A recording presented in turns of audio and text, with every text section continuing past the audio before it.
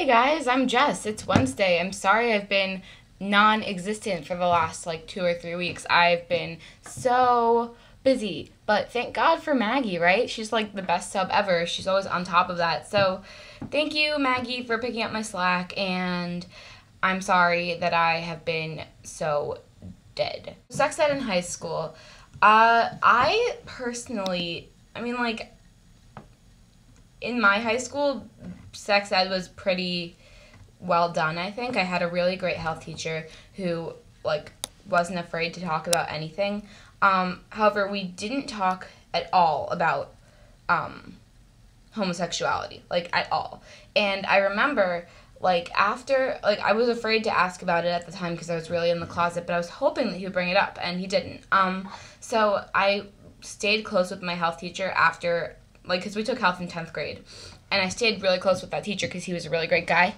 And, as I was graduating, I was like, hey, I have a question for you. Why didn't we ever talk about homosexuality in our class?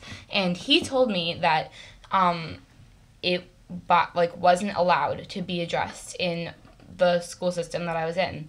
And that homosexuality and abortion are the two things that aren't allowed to be covered.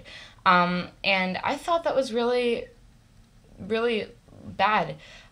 Because as a little 10th grader, 15 and in the closet, I was really hoping that he would bring something up about it, and they never did. And that was what I was riding on, I think that, he said that it was because if he were to talk about it, it would have to be word for word recited from a book. This is what homosexuality is. And I just think that there's so much more that can be done about that, because there's so many different types of people in the world that the heteronormativity of that health class really kind of upset me.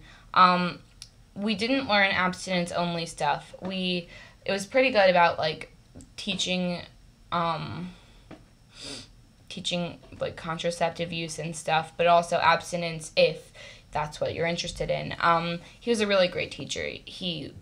That's why I was surprised that he never brought up homosexuality.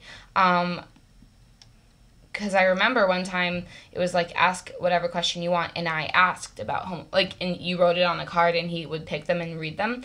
And I remember that he skipped my question because I asked about homosexuality, and I thought that was really odd because he was such a great guy. And he later told me that it was because he wasn't allowed to talk about it, which is upsetting.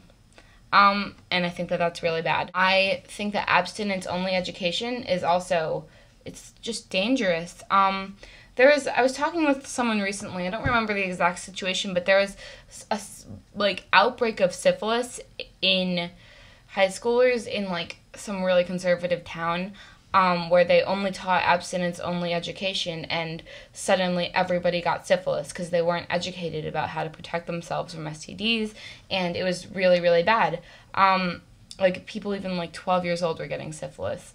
And educating youth about how to take care of themselves, that included in that is sexually taking care of yourself. And if you are just taught that abstinence is the way to go, that's unhealthy and dangerous. Question: do you prefer friends with benefits or relationships?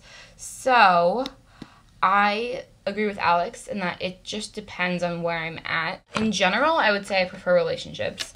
Coming here, I think maybe a more casual sort of thing is what I would be looking for right now.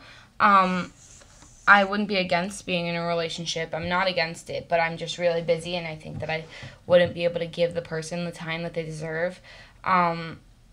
So I guess I would have to say for right now, I wouldn't say, I don't like the term friends with benefits, and I don't think that friends with benefits is a good thing, because it's never just friends with benefits. There are always some feelings there, but I think dating more casually is what am looking for right now, and what I'm doing right now. So yeah, that's that. I hope you all have a wonderful Wednesday, and that things are going well. Thanksgiving is coming up soon, so get excited for that, and I'll see you next week. Bye.